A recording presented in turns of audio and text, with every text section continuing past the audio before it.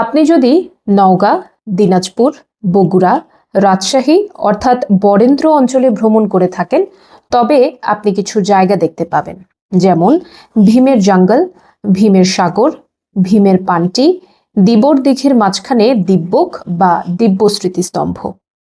আপনার মনে স্বভাবতই প্রশ্ন তৈরি হবে, কে এই ভীম বা দিব্য? ভীম কি মহাভারতের সেই পঞ্চপাণ্ডবের দ্বিতীয় ভাই, নাকি অন্য কোনো পৌরাণিক চরিত্র? দিব্যই বা কে ছিলেন? চলুন আজকে তাহলে শুরু করা যাক বাংলার ইতিহাসের এক অনন্য অধ্যায়, যা প্রথম কৃষক জনবিদ্রোহ নামে পরিচিত কৈবর্ত বিদ্রোহ বা বরেন্দ্র বিদ্রোহের গল্প। কি ঘটেছিল আজ থেকে প্রায় 1000 বছর আগে?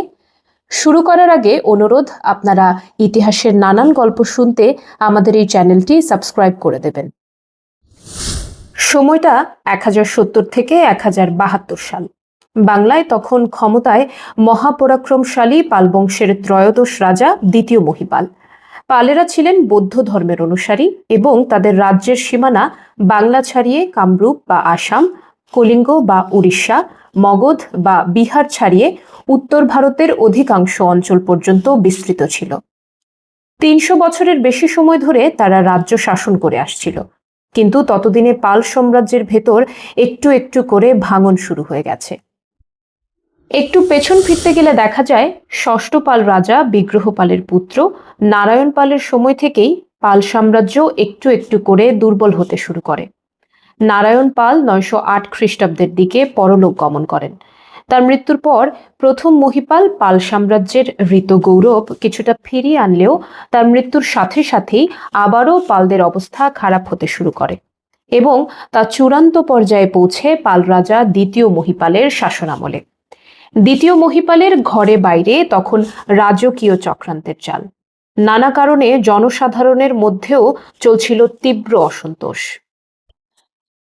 দ্বিতীয় মহিপাল প্রজাদের অসন্তোষ দূর করতে ব্যর্থ হন। তিনি নিজ প্রাসাদের ষড়যন্ত্রও মোকাবেলা করতে সমর্থ হননি। এর মধ্যে ক্ষমতা হারানোর ভয়ে কিংবা কুচক্রীদের পরামর্শে তিনি তার অপর দুই ভাই শূরপাল এবং রামপালকে কারারুদ্ধ করেন।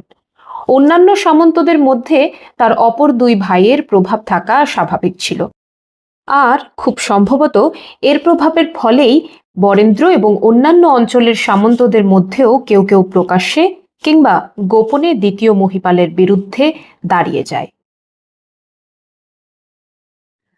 এই সময় এই সব অরাজকতা, অন্যায় আর শোষণের বিরুদ্ধে বিদ্রোহ শুরু করেন একজন কৈবর্ত সামন্ত নেতা, যার নাম দিব্যক বা দিব্য।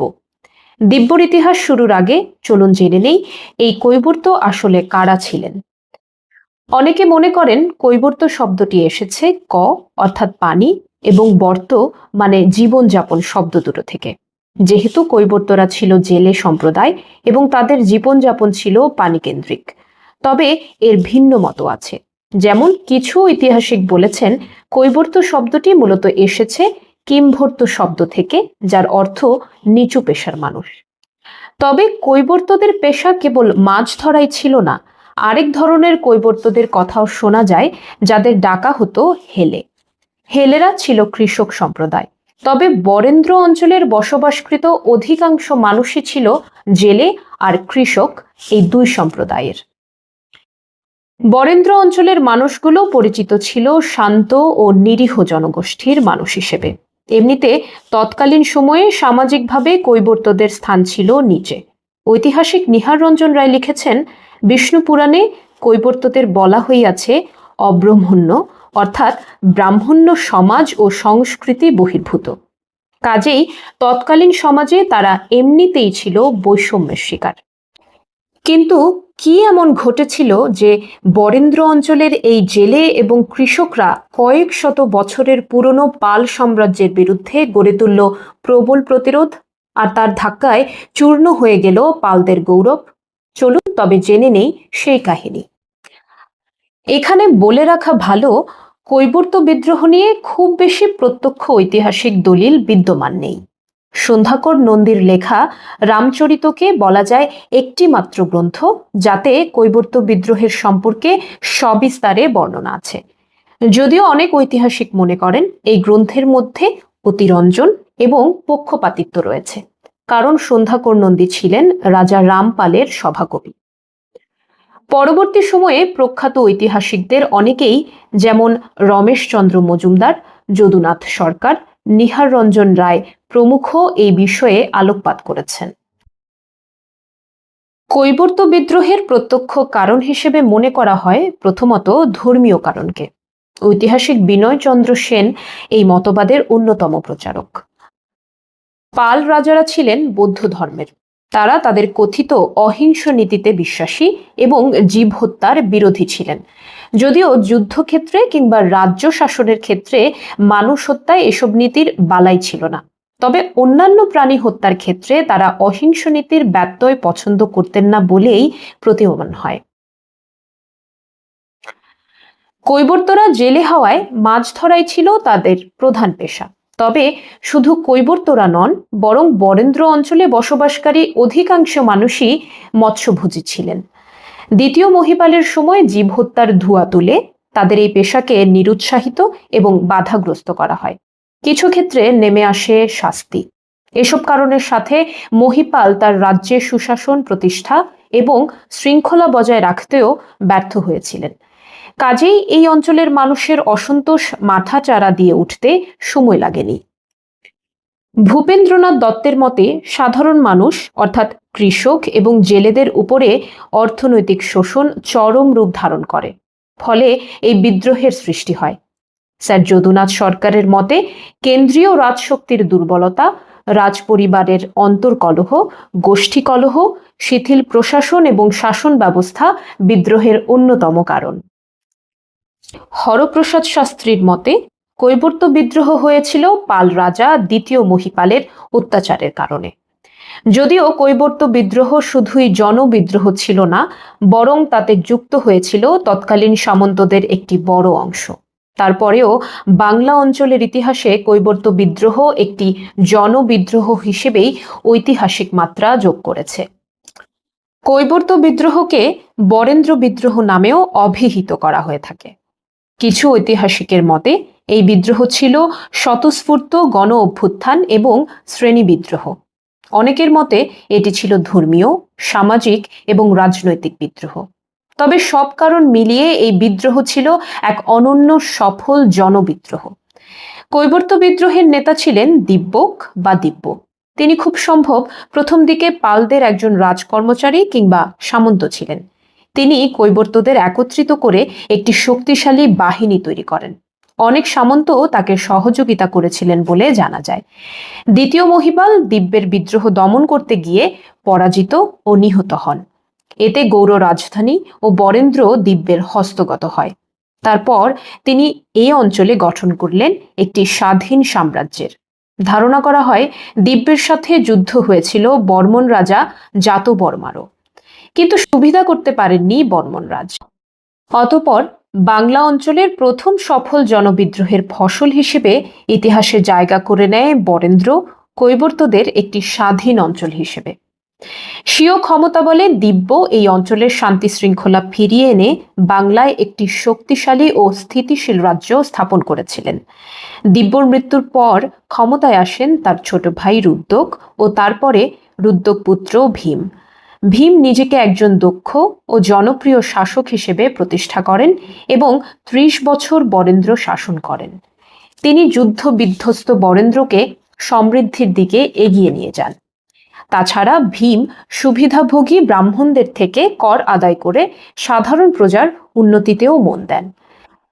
বাংলাদেশের নওগাঁর পত্নীতলা উপজেলার দিবর ইউনিয়নে দিবর দিঘি ও দিব্য বিজয় স্তম্ভ আজও এই রাজবংশের স্মৃতিস্বরূপ দাঁড়িয়ে রয়েছে।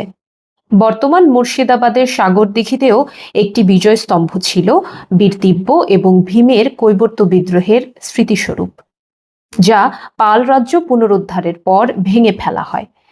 রাজা ভীমের শত শত কীর্তির মধ্যে ভীমের সাগর, ভীমের জঙ্গল, ভীমের ডাইং, ভীমের পান্টি প্রভৃতি নওগাঁ, দিনাজপুর, রাজশাহী, বগুড়া জেলার নানা স্থানে আজও বিদ্যমান থেকে তার অম্লান কীর্তির সাক্ষ্য বহন করছে। দিব্যের পর তার ভাই রুদ্রক ও তারপর রুদ্রক পুত্র অর্থাৎ দিব্যের ভ্রাতুষ্পুত্র ভীম বরেন্দ্র শাসন করেন। তারা তিনজনই প্রজাদরদী সুশাসক হিসেবে পরিচিতি পেয়েছিলেন, আর এই জনপ্রিয়তা পালদের আরও শঙ্কিত করে তুলেছিল। কৈবর্ত বিদ্রোহে রাজা দ্বিতীয় মহিপাল তার প্রাণ হারালে কারাগারে বন্দী তার দুই ভাই শূরপাল এবং রামপাল মুক্তি লাভ করেন এবং দ্বিতীয় শূরপাল সিংহাসনে বসেন। দ্বিতীয় শূরপাল সম্পর্কে সন্ধ্যাকর নন্দী একেবারেই নীরবতা পালন করেছেন বলে ঐতিহাসিক সূত্রে তার সম্পর্কে খুব বেশি জানা যায় না। অপর ভাই রামপাল দ্বিতীয় শূরপালের মৃত্যুর পর সিংহাসনে বসেন। তখন বরেন্দ্র অঞ্চলে কৈবর্ত শাসন বিদ্যমান। রামপাল সিংহাসন লাভের পর ভীমের জনপ্রিয়তা, দক্ষতা, উদারতা দেখে ভীত সন্ত্রস্ত হন। পরম পরাক্রমশালী রাজা ভীমের বিরুদ্ধে যুদ্ধে অবতীর্ণ হওয়ার সাহস রামপালের ছিল না। রামপাল প্রথম দিকে বরেন্দ্র অধিকার করার চেষ্টা করে ব্যর্থ হন। তারপর বেশ কিছু সময় তিনি নিশ্চুপ থাকার পর শক্তি সঞ্চারে নেমে পড়েন। এরই মধ্যে কৈবর্তরা তার রাজ্য আক্রমণ করলে সামনের সম্মুখ বিপদ দেখতে পেয়ে সকল রাজকীয় সম্মান ভুলে নিজের শক্তি বৃদ্ধির জন্য সামন্তদের দ্বারে দ্বারে ঘুরতে থাকেন এবং তাদের অপরিমিত অর্থ এবং ভূমি প্রদান করেন। আর সামন্তরাও তাদের শক্তি এবং ভূমি হারানোর ভয়ে যুদ্ধের জন্য সহযোগিতা করতে রাজি হয়। ভীমের বিরুদ্ধে যুদ্ধে রামপালের সহায়ক ছিলেন তার মাতুল রাষ্ট্রকূট বংশীয় সামন্ত মথনদেব এবং তার দুই পুত্র ও এক ভ্রাতুষ্পুত্র। তাদের মধ্যে অন্যতম রাঢ়, অঙ্গ, মগধ, আটবিক ইত্যাদি প্রদেশের সামন্তগণ। এই সামন্তদের একজন ছিলেন বিজয় সেন, যিনি পরবর্তীতে ইতিহাসের এক গুরুত্বপূর্ণ ভূমিকায় অবতীর্ণ হবেন। বরেন্দ্র থেকে উৎসাহিত হয়ে এ বিদ্রোহ যখন মগধেও ছড়িয়ে পড়ে, রামপাল বিদ্রোহী নেতা দেবরক্ষিতকে যুদ্ধে পরাজিত করে নিজ কন্যার সাথে বিয়ে দেন এবং তাকে নিজের পক্ষে নিয়ে আসেন। রামপাল তার নানাবিধ প্রচেষ্টায় অবশেষে বিশাল বাহিনীর সমাবেশ ঘটাতে সমর্থ হন। তারপর প্রথমে মাতুল পুত্র শিবরাজকে বরেন্দ্র অভিযানে পাঠান। শিবরাজ গঙ্গা পার হয়ে সীমান্তবর্তী এলাকায় ব্যাপক ক্ষতি সাধন করেন। এরপর রামপাল তার বিশাল বাহিনী নিয়ে নদী পার হয়ে আক্রমণ করেন বরেন্দ্র। কিন্তু ভীমও কাপুরুষ ছিলেন না। তিনি প্রচণ্ড প্রতিরোধ গড়ে তুললেন। হাতির পিঠে যুদ্ধরত অবস্থায় হঠাৎ দুর্ভাগ্যক্রমে ভীম বন্দী হয়ে গেলে ভীমের বাহিনীতে বিশৃঙ্খলা ছড়িয়ে পড়ে। তবে এই সময় এগিয়ে আসেন ভীমের বন্ধু হরি।